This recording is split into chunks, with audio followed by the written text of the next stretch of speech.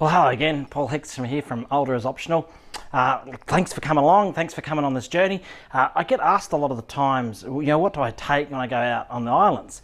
Well, we're leaving tomorrow, so I thought I'd just quickly go through with you what I take. And it's different again depending on how many nights. This is one night, so I'm going fairly light. But let me just show you what we take. First of all, we take a swag. I like the swag because it has all your bedding, everything into one place, and when you wrap it up like it is, there's canvas on the outside, so if it's a bit rough in the water, your bedding does stay generally pretty dry. So and it's really good when you get there, you just unwind it all and away you go. You'll see I've got everything on a mat. I take that mat and that goes under the swag. It's a bit of a luxury item, but when you've got lots of sand underneath you, it's good for keeping sand out of your swag. So my sleeping arrangements, I take this mattress, this blanket that's underneath. I put my swag on top. I have a blow-up pillow rather than taking a normal pillow. Again, when you take those pillows, they don't go on your swag, and a normal pillow, it gets wet in the boat if it's water's rough and it bounces all around the place. So this is just a lot easier and really comfortable, self-inflating pillow. And then I take this, which is just a canvas cover that I use as a over the top of my tent if it looks like it's going to rain. It just gives me a little bit of seating area out of the rain if it looks like that it may rain. I've got one pole here, as you can see, so I take that pole, just hook it through the front and just drape it back over the tent, and it just does for the night. This box here is just I've got the pegs on the top, but inside that is just a heap of ropes and pegs that I use just to nail everything down, particularly if it gets a little bit wild with the weather. I have this star picket, well used, as you can see. That's one of the pickets that I use for anchoring the boat at night. So I put that through the sand on the shore to the back of the boat, and then 2 anchors out the front to moor the boat. And that gives me peace of mind not waking up to see my boat floating away, which out on these islands 40 k's out to sea can be a problem to make sure your boat. I've got an anchor here to show 1 anchor, but I'll have 3 anchors in the boat, 1 spare and 2 out the back. I have this buoy here to leave out or to pull the anchor up if I need to. Fresh water, obviously need to take fresh water.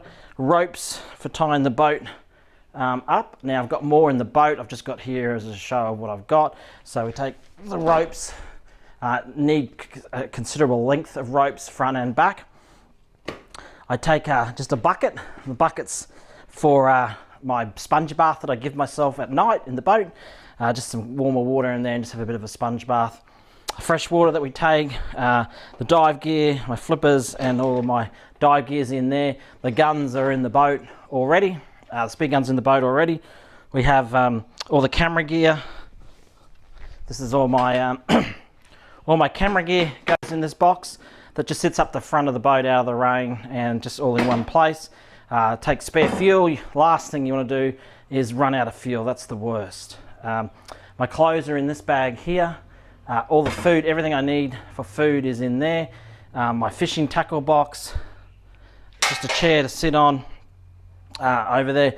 So everything's minimalistic as I possibly can, because the more you carry out, the more weight you've got to carry.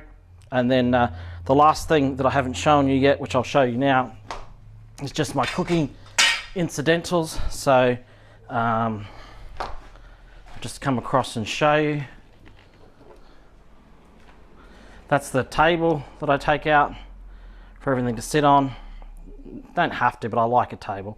Then this is the stuff here that I take for cooking and doing. So if we can see here, I'll put it up on the table as I go. That's my lamp with a mozzie coil in there. I don't know if anyone's seen these, but they are fantastic. They really are very, very good. They charge there, turn on the light, and that's the bug zapper there.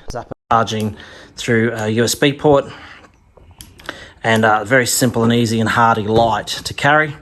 We have my cooking utensils. It's got the flint inside of that. It's got a bowl here and a cup, or it can be used as a very small frying pan. That's all I take for cooking. I take the little lights, headlights. They're really important over there. Probably use that more than any other light. So the head torches.